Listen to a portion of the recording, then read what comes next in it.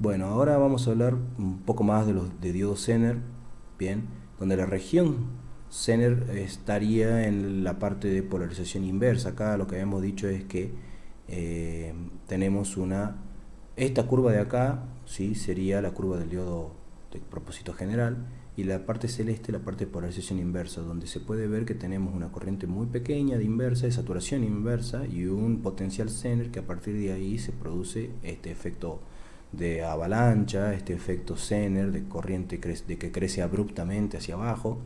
Como se puede ver acá, sí se ve la línea negra, indica que este sería la línea vertical del potencial, y la corriente tiene una pendiente, o sea que la corriente va creciendo hacia abajo, pero también se va desplazando en tensión hacia la izquierda, pero muy poquito, muy poquito.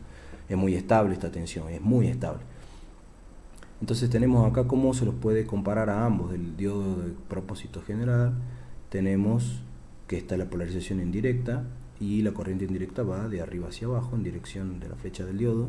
Y en el diodo Zener, este es el símbolo del diodo Zener, y tenemos que la polarización sería esta. Si se fijan acá, esta sería la polarización en inversa. Hay que polarizarlo así al potencial BZ, que sería el potencial de Zener, y la corriente circularía como esta corriente que se ve acá, de arriba hacia abajo, sería la corriente del diodo o I-Zener. Bien, esta es la forma de aprovechar, de conectarlo para que funcione en esta región. Como pueden ver acá, esta tensión BZ es el potencial Zener, que sería esta tensión en Zener, esta B sub Z, que es solamente esta tensión. Entonces acá tenemos, esta sería la curva para el diodo de propósito general, pero vista desde el punto de vista de Zener. Desde el punto de vista de Zener tenemos, si lo conectamos así, con el que sería nuestra habitual polarización en directa, tenemos que el diodo se puede representar por el modelo de segmentos lineal, y tenemos un comportamiento como un diodo común y corriente, nada más ni nada menos. Bien, hasta ese momento se obtiene eso. Bien, dispara en 7 voltios y conduce de manera exponencial. No hay ningún cambio en ese aspecto. Ahora, ¿qué pasa si yo al diodo Zener lo polarizo en inversa? Ahora sí empieza a trabajar y a ser útil como diodo Zener, porque no deja de ser un diodo en este caso, pero la idea es polarizarlo en inversa y usar esa ventaja. Cuando lo polarizamos en inversa tenemos en esta región de acá, donde todavía no llegamos a la rodilla o a la GNI se dice en inglés, KNEE es la traducción de rodilla. Tenemos una corriente de saturación inversa, que era la habitual, que es una corriente pequeña. Acá más o menos tenemos 10 microamperes, y tenemos BDR, esta IR y BDR son la corriente y la resistencia, la corriente y la tensión cuando se lo polariza en esta manera reversa, en esta manera inversa. Y tenemos una resistencia muy alta que se puede aproximar a un circuito abierto, pero bueno, acá tenemos en detalle que tiene una pendiente leve que va cayendo a medida que yo aumento el potencial, ¿sí? Y una vez que yo cruzo la rodilla, o sea, cuando esto ya empieza a dispararse, esto se empieza a originar cercanamente al potencial B sub Z. En el potencial B sub Z, bueno, ya lo tengo totalmente disparado, y si se fijan acá, esto va cayendo, pero se va corriendo hacia la izquierda, la curva celeste, y lo hace alrededor de la tensión de Zener, bien, y generaría simplemente el modelo equivalente. Tenemos una resistencia despreciable, o sea, muy pequeñita, y lo podemos aproximar simplemente por una batería, una fuente. Entonces eso es lo que se aprovecha acá en el potencial Zener, que el diodo Zener, cuando se polariza en inversa, se mantiene en esta tensión BZ.